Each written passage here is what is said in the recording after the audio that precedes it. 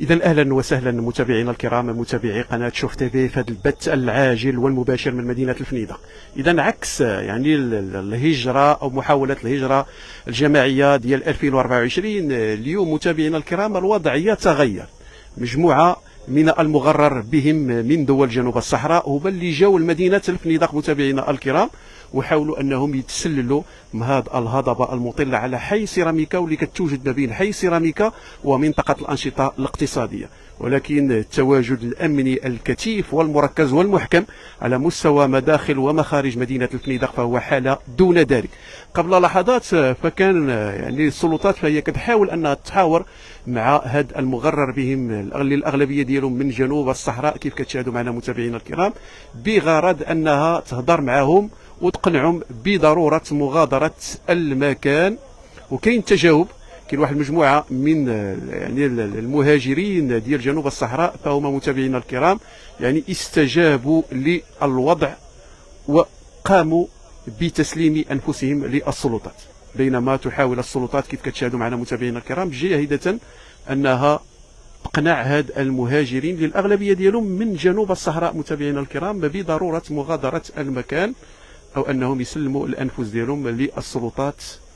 كيف كتشاهدوا فهم اتخذوا من هذا المكان ديال الهضبه المطله على حي سيراميكا كمكان امن، معتقدين بانهم لا تفصلهم سوى امتار قليله عن حدود سبته السليبه. اذا الان الوضع يتغير متابعينا الكرام، فالاغلبيه ديال المغاربه عرفوا بان الحريق الى مدينه سبته السليبه هو اكبر كذبه ممكن الواحد يصدقها، ولكن هذا لا يمنع من تواجد بعض المغاربه. ولكن اللي يمكن نقول فالاغلبيه هذا المغرر بهم فهم من جنوب الصحراء وكذلك من الدول العربيه خصوصا الجزائر. كاين واحد المجموعه كبيره من الجزائريين مندسين متابعينا الكرام بين هاد المهاجرين ديال جنوب الصحراء، وكاين استنفار كبير هنايا ديال مختلف القوات العموميه متابعينا الكرام من امن وقوات مساعده وسلطات محليه ودرك ملكي من اجل القضاء نهائيا ونسف كل المحاولات ديال دعوات 15 غشت الداعيه الى الهجره الجماعيه. اذا كيف كتشاهدوا معنا متابعينا الكرام هادوما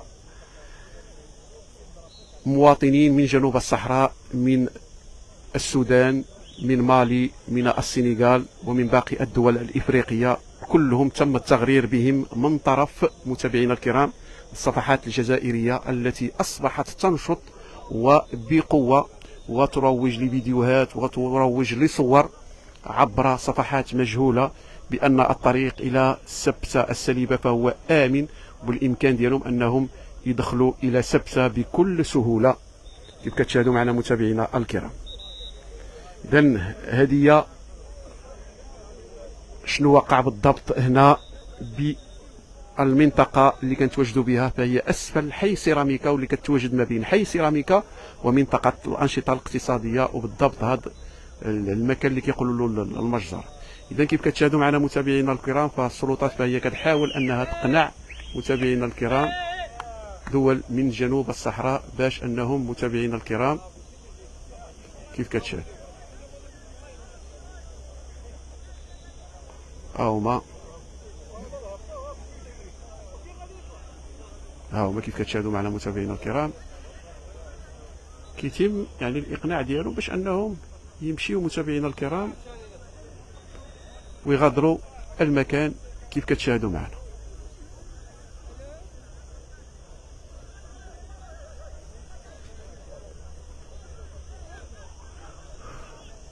وباقي العدد متابعينا الكرام يعني فوق هذه الهضبه اللي كنتواجدوا فيها.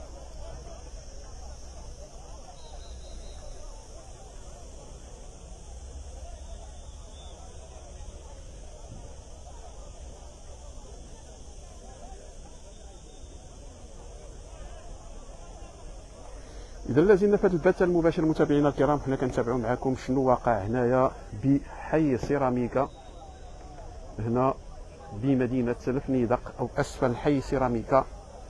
الوضع يتغير تماما، المغرر بهم ليسوا مغاربة بل أفارقة من جنوب الصحراء هما اللي جاوا المغاربه عرفوا الدرس جيدا، فبرافو للوالدين اللي حاولوا انهم ينبهوا وليداتهم. برافو لاي واحد وصل رساله يعني لوليداتو ولولاد الدرب ديالو باش انهم يبقاو في دارهم، وبان الهجره الى السبته السليمه هي اكبر كذبه ممكن ان الواحد يصدقها.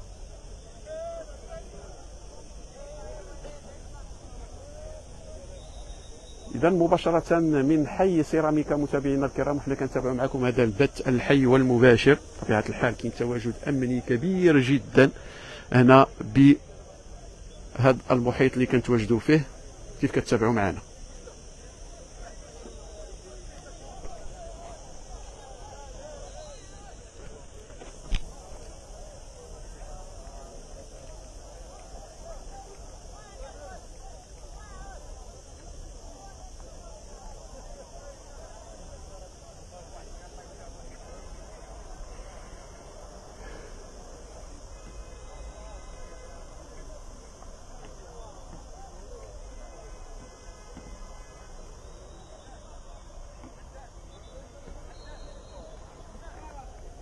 اذا غادي نحاولوا متابعينا الكرام اننا نتقاسموا معكم اخر مستجدات شنو واقع متابعينا الكرام هنا بمحيط مدينه الفنيدق وبمحيط حدود سبته. فاوضح مصدر امني بان الانتشار المكثف والمعقلن للقوات العموميه في محيط مدينتي سبته ومليليه مكن من منع اي تسلل او اختراق جماعي للمهاجرين غير النظاميين، مشددا على ان الوضع الامني عادي في هذه المعابر الحدوديه.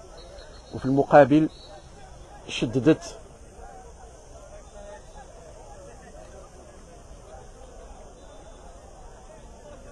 ذات المصادر بانه تم تسجيل صباح اليوم السبت تجمع عرضي لحوالي 300 مهاجر غير نظامي في المنطقه الجبليه المحيطه بمدينه سبته السليمه. اذا كيف كتشاهدوا معنا متابعينا الكرام، هذا هو الوضع اللي كاين هنا بحي السيراميكا بالقرب من منطقه الانشطه الاقتصاديه. غادي نرجع لكم متابعينا الكرام من خلال مباشر اخر ان شاء الله، فبقوا معنا.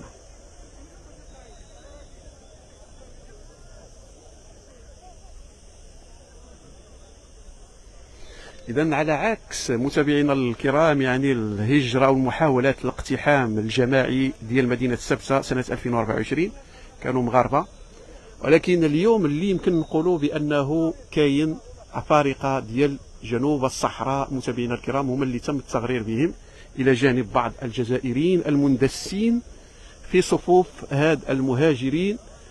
فالمغاربة فهم قلالين بزاف، يعني كاين الافارقه ديال جنوب الصحراء وكذلك كاين الجزائريين فقط. هذا اللي كاين. انتم كتشاهدوا اعتقد بان الصوره ابلغ، هذوما الاغلبيه ديالهم افارقه وكيبان بينهم مندسين من دوله الجزائر، دوله الكبرانات، هما اللي كاينين متابعينا الكرام. يعني كاين افارقه ديال جنوب الصحراء وكاين مندسين جزائريين. كما سمعتوا معنا الاخوان في هذا الفيديو، الاخ الكريم والصحفي ديال شوف تي في، تحياتي للطاقم ديال شوف تي في، تحياتي لجميع الصحافه وتحياتي للمدير ديال شوف تي في. يعني قال لكم كاينين افارقه ديال جنوب الصحراء وكاينين بعض المندسين ديال الجزائر، يعني بحال هذا الشيء راه كيديروا الجزائريين وهاد المندسين ما بغاوش يحشموا شحال من سنه. الرساله ديال الشباب المغربي بعض الانواع بين قوسين، راه ماشي الشباب المغربي كلشي، راه الشباب المغربي كامل راه كيحمد الله والشكر، راه كتلقى واحد 2% ولا 1% اللي كيديروا ليه غسيل الدماغ في مواقع التواصل الاجتماعي، حيت كيتبع الشميت ما كيتبعش الرجال. الرساله ديال الشباب المغربي ولهاد الفئه بين قوسين، ما تبقاوش تتبعوا هاد المندسين، ردوا بالكم 100%. رد بالك هذه بلادك راه كيحسدوك عليها، رد بالك هذه بلادك لازم تغير عليها. الحريق الاخوان معروف حاجه غير قانونيه، لهذا تحياتي للسلطات المغربيه، احسن سلطات في العالم اللي كتحارب بحال هاد الجرائم هادو، تحياتي ليهم والله يطول لنا في عمرهم والله يخليهم لينا. تحياتي للجهاز ديال الامن الوطني والجهاز ديال الدرك الملكي والجهاز ديال القوات الملكيه المسلحه. هاد الناس هادو عندهم واحد الفضل كبير على الهجره السريه، كيمنعوها، يعني عندهم واحد الفضل كبير على مراقبه التراب الوطني، عندهم واحد الفضل كبير على الامن ديال الوطن. تحياتي لهم جميعا، ودائما شعارنا خالد هو الله الوطن الملك، والله ينصر سيدنا الاب الروحي ديالنا. وكان هذا هو الفيديو ديال اليوم الاخوان، تلاقاو ان شاء الله في شي فيديو جديد، وسالينا وسالات حفله.